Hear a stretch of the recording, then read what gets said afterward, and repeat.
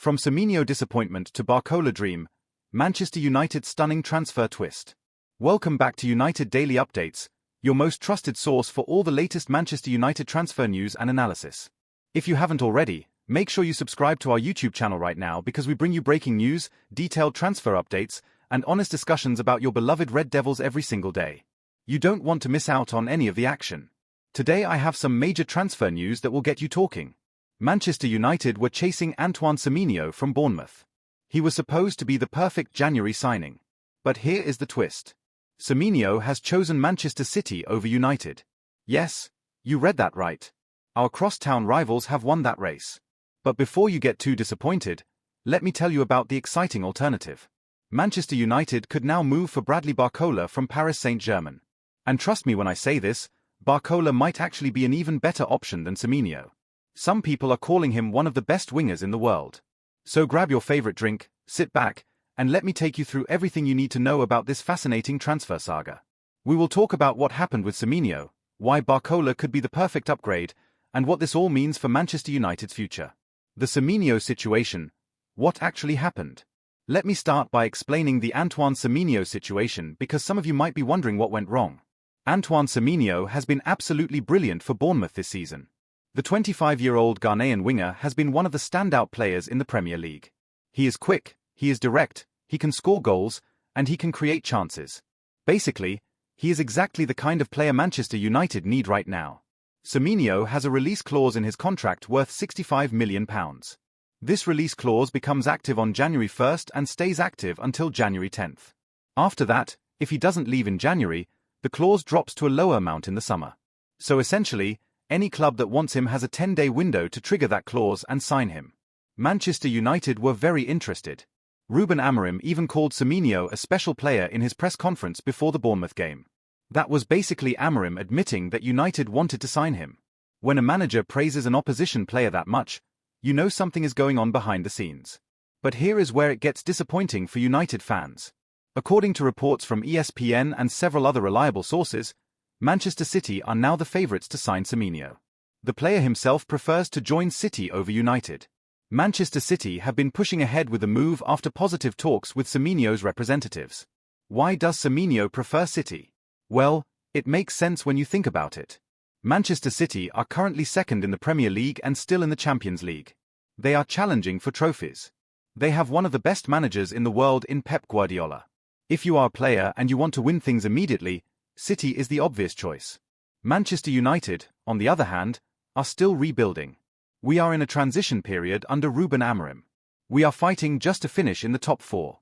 We might not even qualify for the Champions League next season. From Semenyo's perspective, City is the safer bet. Manchester City are emerging as the frontrunners with Semenyo believed to be City's current preference. Liverpool were also interested but have reportedly backed out of the race. Chelsea made an inquiry but decided they have enough depth in attack already. Tottenham are interested but don't think they can compete with City and United. So it is basically down to the two Manchester clubs, and right now City are winning that battle. There is also a financial issue for Manchester United. While United are not currently at risk of breaching PSR regulations, a £65 million fee could have serious repercussions on what they can afford to spend in the summer, where a defensive midfielder is the absolute priority. United don't want to spend all their money on a winger in January if it means they cannot buy a midfielder in the summer. Another factor is wages. Reports suggest that United are unwilling to break their wage structure to sign Semenyo. If Semenyo wants massive wages that would upset the balance of the squad, United might walk away from the deal. That is actually quite sensible from United's perspective. You cannot let one player destroy your entire wage structure. So where does this leave Manchester United? Well, if Semenyo goes to City, United need to find an alternative. And that is where Bradley Barcola comes into the picture. Who is Bradley Barcola and why should United fans be excited? Now let me tell you about Bradley Barcola because this is where things get really interesting. Bradley Barcola is a 23-year-old French winger who plays for Paris Saint-Germain. He came through the youth academy at Lyon and made his name there before PSG signed him for £39 million in 2023. Since joining PSG, he has been absolutely brilliant. In 124 games for PSG so far, Barcola has scored 31 goals and provided 34 assists. That is 65 goal contributions in 124 games. For a winger, those are exceptional numbers. Last season alone, He registered 21 goals and 21 assists. Think about that for a second. 42 goal contributions in one season. That is world class. What kind of player is Barcola? Well, he is known for his pace, his dribbling ability, and his final ball. He usually plays on the left wing, cutting inside onto his right foot. He is the kind of player who can beat defenders one-on-one, create chances for his teammates, and score goals himself. When people describe Barcola, they use words like electrifying, exciting, and explosive. He is the kind of player who gets fans off their seats. He is unpredictable, which makes him very difficult to defend against. One moment he is on the touchline, the next moment he has cut inside and fired a shot at goal. Manchester United believe Barcola could add much-needed unpredictability to the attacking unit. That is exactly what United are missing right now. Too often, United's attacks are predictable. The opposition knows what is coming. A player like Barcola changes that because he can create something out of nothing. At 23 years old, Barcola is entering his prime years. He is not a young prospect who needs time to develop. He is not an older player who is past his best. He is right in that sweet spot where he is already performing at a high level but still has room to get even better. Compare that to Semenyo, who is 25. Both are good ages, but Barcola is slightly younger, which means United would get more years out of him. And if you look at the numbers, Barcola's goal contributions are actually better than Semenyo's. Here is another important point. Barcola is valued at €70 million, which is about £60 million. That is very similar to Semenyo's £65 million release clause. So financially, the two deals would be quite similar. United would not be spending significantly more money on Barcola than they would on Semenyo. The question is, would PSG be willing to sell? And would Barcola want to leave Paris for Manchester? The PSG situation. Why Barcola might actually leave. This is where things get interesting. You might think that PSG would never sell one of their best young players. But the situation is more complicated than that. Barcola has started every game in the Champions League for PSG, but he has started just 9 of 16 games in League One. That tells you something. He is not a guaranteed starter in the league. He has also only completed the full 90 minutes on just 3 occasions this season. Why is that? Well, PSG have a lot of attacking talent. They signed players like Kvaratskhelia recently. There is intense competition for places. Manager Luis Enrique rotates his squad a lot. So even though Barcola is talented, he is not playing as much as he probably wants to. For a 23-year-old player who is trying to establish himself as one of the best wingers in the world, not playing regularly is a problem. If you want to develop your game, if you want to be in the France national team consistently, you need to be playing every week. At PSG right now, Barcola cannot be sure he will start every game. That is where Manchester United come in. If United sign Barcola, he would almost certainly be a regular starter. United are desperate for quality in attack. They need a winger who can create and score goals. Barcola would walk into the starting 11 and stay there. Barcola needs regular opportunities to improve further, and Manchester United will be able to offer him more opportunities compared to the French outfit. From the player's perspective, that has to be attractive. Yes, PSG are in the Champions League and United might not be next season. But if you are not playing regularly at PSG, what is the point? There is another factor. Negotiations to renew Barcola's contract at PSG have allegedly stalled. His current deal runs until 2028, but if he is not happy with his playing time and the contract talks are not going well, that opens the door for other clubs. According to former Everton CEO Keith Wyness, there could be a swap deal involving Marcus Rashford and Barcola. Now this is where it gets really interesting. Manchester United want to get rid of Marcus Rashford.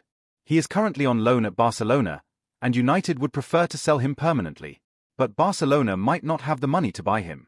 PSG, on the other hand, might be interested in Rashford. He is 28 years old, which is older than PSG usually sign, but he is still a quality player who could do well in League One. Manchester United are hoping to use Marcus Rashford as part of the deal to bring down the asking price.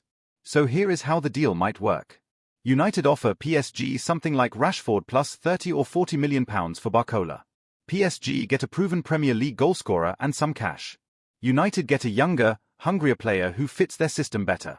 Everyone wins. Of course, this is all speculation at the moment. Nothing has been agreed. But the pieces are there for a deal to happen. How would Barcola fit at Manchester United? Let me talk about the tactical side of things because this is important. Would Barcola actually fit into Ruben Amorim's system at Manchester United? Amorim plays a 3-4-3 formation most of the time. That means 3 centre-backs, 2 wing-backs, and 3 attackers. The question is, where would Barcola play in that system? The most obvious position is on the left side of the front three. Barcola is naturally a left winger. He likes to cut inside onto his right foot. He can dribble past defenders. He can create chances. He can score goals. That is exactly what United need from that position. Right now, United have players like Matheus Cunha and Amad Diallo playing in those wide attacking positions. Cunha has struggled to score goals since joining from Wolves. Amad is talented but inconsistent. Having Barcola as another option would give Amorim much more flexibility. There is a slight concern though. Amorim's preferred 3-4-2-1 formation typically employs 2 number 10s rather than traditional wingers, which raises questions about whether Barcola, primarily a winger, suits United's tactical direction. This is a fair point.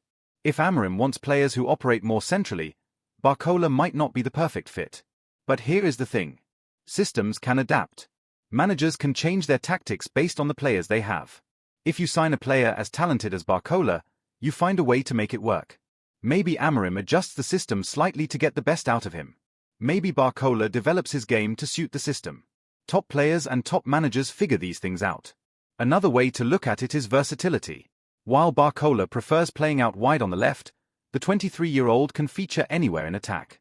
That means he could play on the right if needed. He could play as a number 10. He could even play as a striker in certain situations. Having that kind of versatility is valuable for a manager. Think about how United would line up with Barcola in the team. You could have Rasmus Højlund up front as the striker, Barcola on the left, Bruno Fernandes or Mason Mount in the middle, and maybe Amad Diallo or Alejandro Garnacho on the right. That is a much more balanced and dangerous attack than what United have been playing with recently. Defensively, United would expect Barcola to work hard and track back when needed. That is what Amorim demands from all his attacking players. The good news is that Barcola is known as a hard-working player. He doesn't just stand around waiting for the ball. He gets involved in the game, he presses defenders, and he helps his team out of possession. So yes, I think Barcola would fit at Manchester United. Would there be an adjustment period? Of course. He would be coming from League One to the Premier League. He would be learning a new system. But the talent is clearly there, and with the right coaching, he could become a star at Old Trafford. The competition, Liverpool and others are watching. Manchester United are not the only club interested in Bradley Barcola. That is something we need to be aware of. Liverpool are also reportedly looking at Barcola as a potential replacement for Mohamed Salah. Now, Liverpool signing Barcola would be a nightmare for United fans. The last thing we want is to see a top young player go to one of our biggest rivals. Liverpool makes sense as a destination for Barcola. They are top of the Premier League right now. They are in the Champions League. They have a great manager in Onslaught. And if Mohamed Salah leaves at the end of the season, they will need a new right winger. But here is the thing. Liverpool already have a lot of attacking talent. They have Luis Diaz, Cody Gakpo, Diogo Jota, and others. Would Barcola be guaranteed to start every week at Liverpool? Maybe not. At Manchester United, he definitely would be. There is also Arsenal keeping an eye on the situation. Arsenal have reportedly made a strong move for Barcola. Arsenal are another club challenging for the title. They have money to spend. And they could offer Champions League football next season. But Arsenal also have attacking depth. They have Bukayo Saka, Gabriel Martinelli, Leandro Trossard, and others. Again, would Barcola be a guaranteed starter? It is not certain. This is where Manchester United actually have an advantage. Yes, United might not be in the Champions League next season. Yes, United are not challenging for the title right now. But United can offer Barcola something that Liverpool and Arsenal might not be able to offer. A guaranteed starting position and the chance to be the main man in attack. For a 23-year-old player who wants to play every week and develop his game, that has to be appealing. Sometimes it is better to be the star player at a club that is rebuilding than to be a rotation option at a club that is already successful. United also have history on their side. Manchester United is one of the biggest clubs in the world. The chance to play at Old Trafford in front of 75,000 fans every week is special. Many players dream of wearing the Manchester United shirt. That pull still exists even if the team is going through a difficult period. The key for United is to move quickly. If they want Barcola, they need to make their interest known. They need to convince PSG to sell. And they need to convince the player that Old Trafford is the right place for him. If United hesitate, Liverpool or Arsenal could swoop in and get the deal done. The Marcus Rashford factor. Could a swap deal work? Let me talk about the Marcus Rashford situation because this could be the key to the whole deal. Marcus Rashford is currently on loan at Barcelona. He joined them earlier this season after falling out of favour at Manchester United under Ruben Amorim. Barcelona have an option to buy him permanently, but there are doubts about whether they will exercise that option. Barcelona are having financial problems. They are struggling to register players. They are trying to find ways to comply with La Liga's financial fair play rules. Buying Rashford for a big fee might not be possible for them right now. That is where PSG come in. Rashford has informed United that they are not to consider any rival offer for his services, with Barcelona his one and only desired destination. So Rashford wants to stay at Barcelona. But if Barcelona cannot afford to buy him, what happens? Maybe PSG become an option.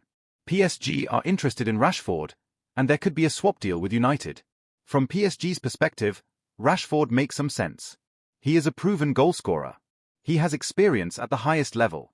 He could do well in League One, where the defending is generally not as intense as the Premier League. From United's perspective, getting Rashford off the wage bill and using him to sign Barcola would be brilliant business. Rashford is on massive wages at United. He is 28 years old. He has not been performing well for the past year or two. Moving him on and replacing him with a younger, hungrier player like Barcola would be a smart move. The question is, would Rashford agree to go to PSG? Or does he only want Barcelona?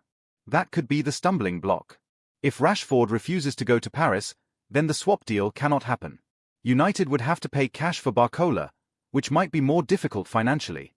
United are ready to offer Marcus Rashford plus cash to sign the €70 million rated Barcola. So the structure of the deal would be Rashford valued at maybe 20 or 30 million, plus another 30 or 40 million in cash, totaling around 60 to 70 million. That seems like reasonable value for both sides. But a lot has to go right for this to happen. Rashford has to agree to join PSG. PSG have to want Rashford. PSG have to be willing to sell Barcola.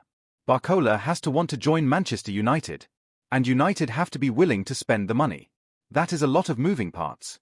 Still, swap deals do happen in football. And when you have a player like Rashford who wants to leave and a player like Barcola who might want more playing time, there's potential for a deal to be done. Why Barcola would be better than Semenyo? Let me make the case for why Bradley Barcola might actually be a better signing than Antoine Semenyo would have been. First, the age factor. Barcola is 23 years old. Semenyo is 25. 2 years might not sound like a lot, but in football terms, it makes a difference. United would get more years out of Barcola. He also has more resale value if United ever decided to sell him in the future. Second, the technical ability. Both players are good, but Barcola is playing for PSG in the Champions League. He has been exposed to the highest level of football. He has played against the best defenders in Europe. That experience is valuable. Semenyo has done well at Bournemouth, but there is a difference between performing for a mid-table team and performing for a top club. Third, the goal contributions. As I mentioned earlier, Barcola has 65 goal contributions in 124 games for PSG. That works out at roughly 1 goal or assist every 2 games. That is an excellent return for a winger. Semenyo's numbers are good, but they are not quite at that level. Fourth, the potential. Barcola is already being described as one of the best young wingers in the world. He has been called up to the France national team. He is on an upward trajectory. If United sign him and he continues to develop, they could have a genuine world-class player on their hands. Fifth, the versatility. Barcola can play on either wing. He can play as a number 10. He can even play as a striker if needed. That flexibility is very useful for a manager. Semenyo is more of a traditional right winger. He can do a job on the left, but it is not his natural position. Now, I am not saying Semenyo would have been a bad signing. He would have been a good signing. He has pace, he can score goals, and he has proven himself in the Premier League.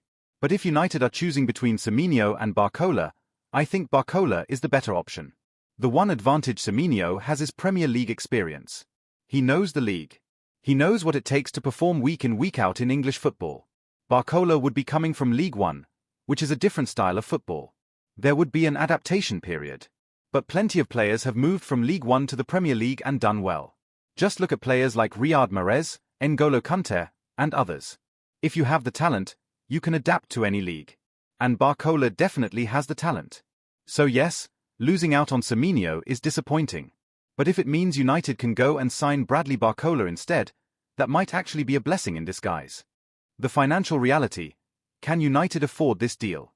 Now let me talk about the money side of things because this is important. Can Manchester United actually afford to sign Bradley Barcola? The answer is complicated. United are not in financial trouble. They are not about to go bankrupt. But they do have to be careful with how they spend money because of the Premier League's profit and sustainability rules. Barcola is valued at €70 million, which is roughly £61 million. That is a lot of money for one player. If United were to pay that in one go, it would take up a huge chunk of their transfer budget. And remember, United still need to sign a defensive midfielder in the summer. That is the absolute priority. This is where the Marcus Rashford swap deal becomes so important. If United can use Rashford as part of the deal, they might only have to pay £30 or £40 million in cash. That is much more manageable. It means they would still have money left to spend on a midfielder in the summer. But if PSG insist on cash only and will not accept Rashford as part of the deal, United might struggle to justify spending £60 million on a winger. Not when there are other positions that need strengthening. There is also the wages to consider. Barcola is currently earning good money at PSG. He would expect similar or better wages at Manchester United. That adds to the cost of the deal. United have to factor in not just the transfer fee but also the wages over the length of the contract. Let me give you some context. Last summer, United spent close to £200 million on players like Matheus Cunha, Brian Buemo, and Benjamin Sesko. That was a lot of money. They probably don't have another £200 million to spend in January and next summer. So United have to be smart. They have to prioritize. They have to make sure every pound they spend is spent wisely. Signing a winger is important, but is it more important than signing a defensive midfielder? Most people would say no. That is why I think the Barcola deal is more likely to happen in the summer than in January. United might wait until the end of the season, see where they finish in the league, sort out the Rashford situation, and then make a move for Barcola. By the summer, they will have a clearer picture of their financial situation and what they can afford to spend. The other factor is Champions League qualification. If United finish in the top 4 and qualify for the Champions League, they will have more money to spend. Champions League football brings in tens of millions of pounds. That extra revenue could be the difference between being able to afford Barcola or not. So the financial side is complicated. United can probably afford the deal if they really want to make it happen. But it would require some creativity with the transfer structure, possibly a swap deal involving Rashford, and maybe waiting until the summer rather than doing it in January. What this means for United's attack going forward. Let me talk about the bigger picture. What would signing Bradley Barcola mean for Manchester United's attack going forward? Right now, United's attack is inconsistent. Some games they score 4 goals like they did against Wolves. Other games they struggle to create any chances. There is no consistency. That is the problem Ruben Amorim is trying to solve. Adding a player like Barcola would give United so much more quality and depth in attack. You would have multiple options for every position. Competition for places would increase. And that competition would push everyone to perform better. Let me paint you a picture. Imagine United's attack with Barcola in the team. You have Rasmus Højlund as your main striker. He is young, he is developing, and he scores goals. Behind him, you have Bruno Fernandes as the creative force. He makes things happen. He creates chances. He scores goals from midfield. On the wings, you have Barcola on the left and Amad Diallo on the right. Both of them are quick, skillful, and dangerous. They can beat defenders one-on-one. They can create chances for others. They can score goals themselves. That is a balanced and exciting front three. And that is not all. You still have players like Mason Mount, Matheus Cunha, Alejandro Garnacho, and Joshua Zirkzee who can come off the bench or start in cup games. That is real depth. That is the kind of squad depth you need if you want to compete for trophies. The other benefit is flexibility. With Barcola in the squad, Amorim could switch things up tactically. He could play a 4-3-3 if he wanted to. He could play a 3-5-2. He could use different formations depending on the opponent. Having versatile players like Barcola makes that possible. There is also the future to think about. Bruno Fernandes is 30 years old. He won't play forever. At some point in the next few years, United will need to plan for life after Bruno. Having young attacking talent like Barcola, Højlund, Amad, and Garnacho in the squad means United are building for the future. This is what successful clubs do. They don't just think about winning next weekend. They think about winning in 2 years, 3 years, 5 years. They build a squad with a mix of experienced players and young talent. Signing Barcola would be a step in that direction.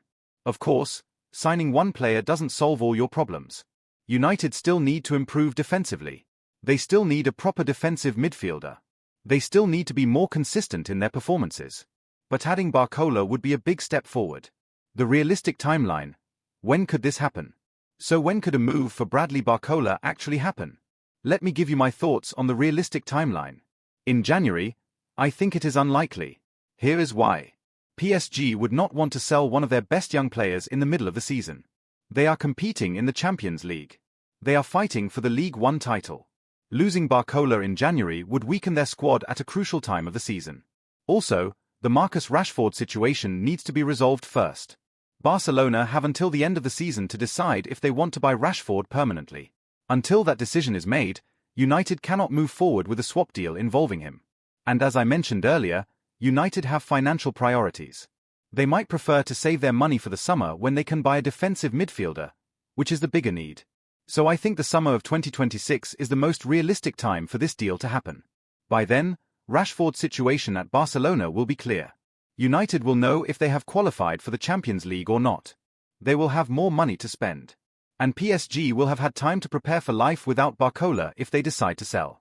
That doesn't mean United should wait passively until summer. They should be working on this deal now. They should be having conversations with PSG. They should be speaking to Barcola's representatives. They should be laying the groundwork so that when summer comes, they can move quickly and get the deal done.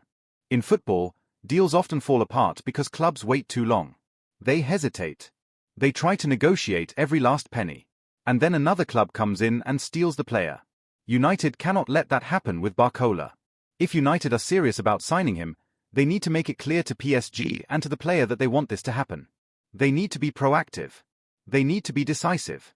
And they need to move quickly when the time is right. One thing to watch for is any developments in Barcola's contract situation at PSG. If those contract renewal talks continue to stall, that could force PSG's hand.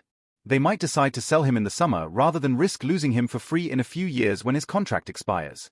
So my prediction is that if this deal happens, it will be in the summer of 2026. United will probably have to pay somewhere around £60 million, possibly involving Rashford in a swap deal. And if everything goes to plan, Barcola would be wearing a Manchester United shirt at the start of next season. What United fans should think about all this? Let me wrap up by sharing some final thoughts about what United fans should make of this whole situation. First, don't be too disappointed about losing out on Semenyo. Yes, he is a good player. Yes, it would have been nice to sign him. But if he prefers to go to Manchester City, there is not much United can do about that. You cannot force a player to join your club if he doesn't want to be there. Second, be excited about the Barcola possibility. This is a player who could genuinely become a star at Manchester United. He is young, he is talented, and he has massive potential. If United can sign him, it would be a real statement of intent. Third, be patient. These deals take time. There are so many factors involved. United need to negotiate with PSG. They need to convince the player. They need to sort out the financial side. They need to deal with the Marcus Rashford situation. None of that happens overnight. Fourth, trust Ruben Amorim and the recruitment team. They know what they are doing. They have a plan. They are building something at Manchester United. It might not happen as quickly as we would all like, but progress is being made. Fifth, keep supporting the team. Whether United sign Barcola or not, whether they sign Semenyo or not, they still need our support. The players who are at the club right now are the ones who will be playing the games over the next few weeks and months. They need to know that we are behind them. And finally, remember that transfers are not everything. Yes, signing good players is important. But what really matters is how the team performs on the pitch. United could sign 10 world-class players and still not win anything if the team doesn't work together. What United need is consistency, hard work, and a winning mentality. They need players who will fight for the badge. They need players who understand what it means to play for Manchester United. If Barcola has those qualities, then he would be a great signing. If he doesn't, then United should look elsewhere. My personal opinion is that Barcola would be a fantastic addition to this Manchester United squad. He has the talent, he has the age profile, and he has the potential to become one of the best wingers in the Premier League. If United can pull off this deal, especially if they can use Rashford as part of the swap, it would be excellent business. But we will have to wait and see what happens. Transfer sagas like this can go on for months. Things can change very quickly in football. A club you have never heard of could suddenly come in with a big offer. The player could change his mind. PSG could decide they don't want to sell after all. All we can do as fans is wait, hope, and trust that the people in charge at Manchester United know what they are doing. Final thoughts. An exciting future awaits. As we come to the end of this detailed look at the Semenyo situation and the Barcola possibility, let me leave you with some final thoughts. Manchester United are at a crossroads. The club is rebuilding under Ruben Amorim. There are new ideas, new tactics, and a new way of doing things. It is an exciting time to be a United fan, even if the results have not always been great. The transfer window is always full of drama, speculation, and disappointment. Not every target will sign. Not every deal will go through. But that is part of being a football fan. You have to take the good with the bad. Remember to subscribe on our channel.